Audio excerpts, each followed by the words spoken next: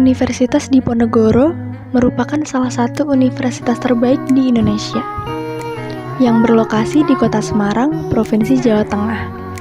Dalam mewujudkan Tridharma Perguruan Tinggi, yang salah satu perwujudannya merupakan pengabdian kepada masyarakat, Universitas Diponegoro membentuk program kuliah kerja nyata atau yang sering disebut KKN.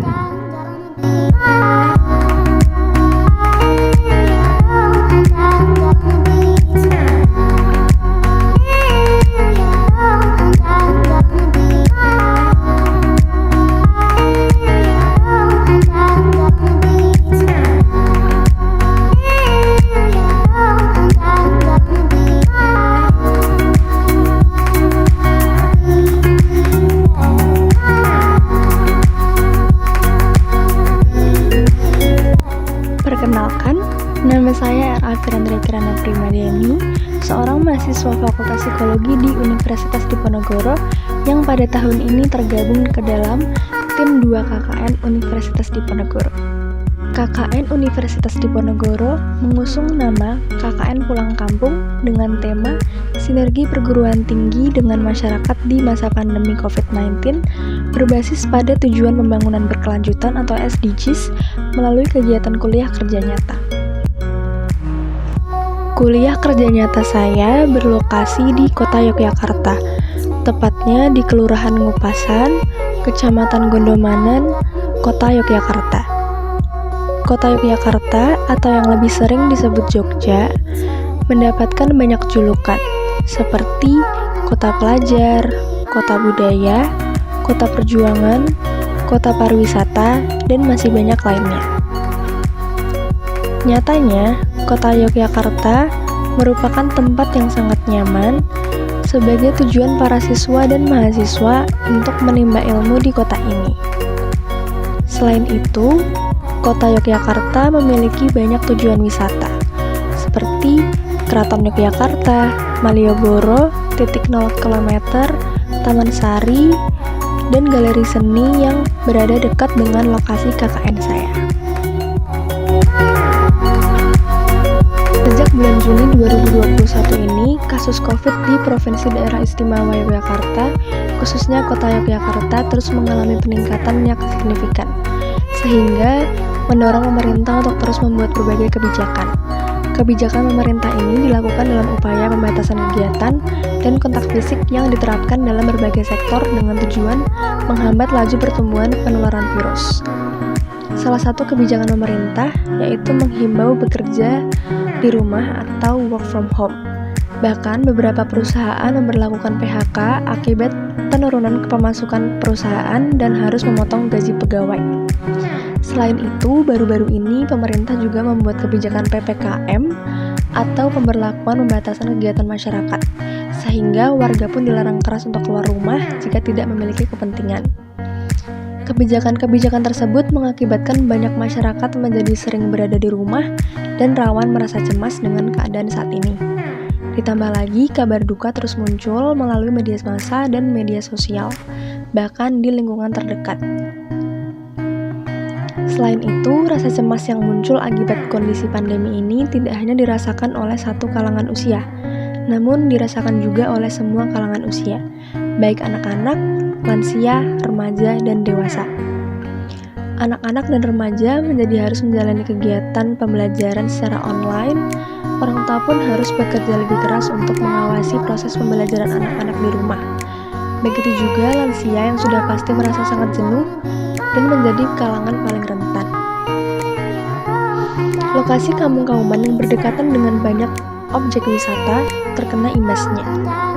Warga yang memiliki mata pencaharian sebagai pedagang atau pemandu wisata tentu kehilangan pekerjaan dan pemasukan selama masa pandemi. Di sisi lain, masyarakat juga terlihat masih belum mematuhi protokol kesehatan dengan benar dan ketat. Maka dari itu, dalam menghadapi mutasi virus ini, dibutuhkan edukasi masyarakat mengenai hal-hal yang perlu dilakukan dan anjuran yang perlu diperhatikan. Merasa cemas adalah suatu hal yang normal pada keadaan saat ini. Faktanya, kecemasan merupakan reaksi normal terhadap berbagai peristiwa dalam kehidupan sehari-hari. Kecemasan ini merupakan salah satu sistem peringatan dini yang manusia miliki untuk mempersiapkan adanya bahaya atau ancaman. Kehidupan pada masa pandemi memaksa semua orang untuk bisa beradaptasi dengan perubahan yang cepat dan tidak pasti. Selain itu, semua kegiatan sosial juga harus dihindari, bahkan diberhentikan, sehingga masyarakat merasa jenuh dan merasa sendirian menghadapi kondisi pandemi saat ini. Tidak sedikit pula pemberitaan terkait dengan menurunnya kesehatan mental masyarakat yang disebabkan oleh kondisi pandemi. Kami ajak Anda untuk lebih waspada bagaimana corona bisa mempengaruhi kesehatan jiwa. Masih banyak warga yang belum mematuhi protokol kesehatan, terutama dalam hal pemakaian masker. Padahal varian baru COVID-19 yang baru ditemukan memiliki kemampuan transmisi atau penularan yang lebih progresif dan lebih cepat 20% dibandingkan dengan virus aslinya. Tentu penggunaan masker menjadi salah satu cara efektif untuk mencegah penularan virus penyebab COVID-19.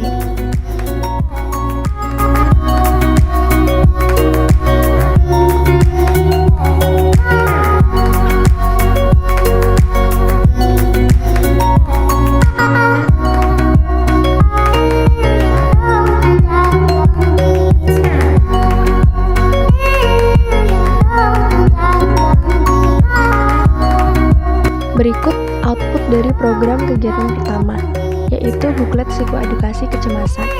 Pada halaman 1 berisi paparan hasil survei kecemasan warga, sehingga warga bisa memahami bagaimana kondisi psikologis mereka saat ini.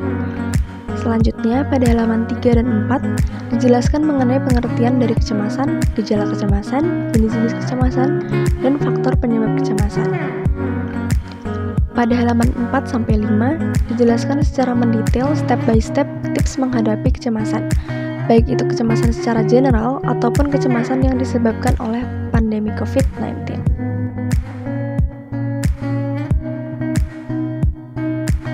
Pelaksanaan program dilakukan secara full online, mengingat adanya pemberlakuan pembatasan kegiatan masyarakat atau PPKM. Materi mengenai kecemasan ini diberikan kepada warga melalui psikoedukasi di WhatsApp group dengan memberikan buklet yang sudah saya desain sebelumnya, sekaligus menjelaskan secara singkat mengenai materi tersebut.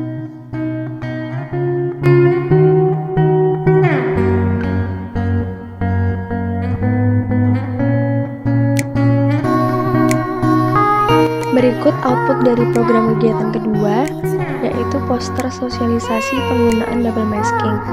Poster ini didesain oleh saya sendiri dan berfokus pada anjuran penggunaan masker medis dan masker kain serta efektivitasnya. Sosialisasi dilakukan secara online, mengingat adanya pemberlakuan pembatasan kegiatan masyarakat atau PPKM. Materi mengenai double masking ini diberikan kepada warga melalui sosialisasi di WhatsApp group dengan memberikan poster yang sudah saya desain sebelumnya sekaligus menjelaskan secara singkat mengenai materi tersebut. Selain melakukan sosialisasi via WhatsApp group, poster materi sosialisasi double masking ini pun ditempel di beberapa titik di wilayah lokasi KKN, khususnya di tempat yang sering dijangkau warga dan tempat wisata.